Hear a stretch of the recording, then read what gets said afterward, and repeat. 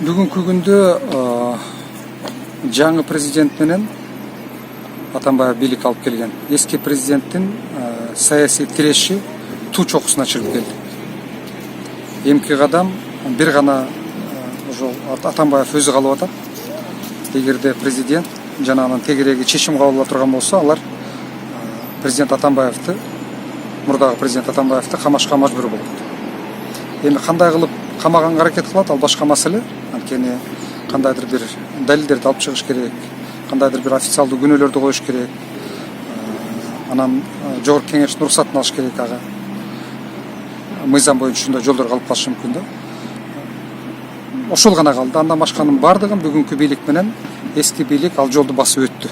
Эми эки президенттин мындан ары дос катарында, бийлик алып келген президент катарында, бийликти түзгөн президент катарында байланышы толугу менен үзүлдү десе болот да жалпысынан.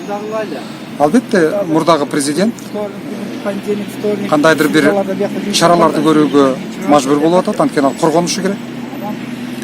Айласы кеткенде ошол тегерегиндеги адамдар албетте өздөрүнүн көз карашын айтышка, өзгөчө ошол телекомпаниялар аркылуу, апрель аркылуу, 7 канал аркылуу коргонууга мажбур болуп атат.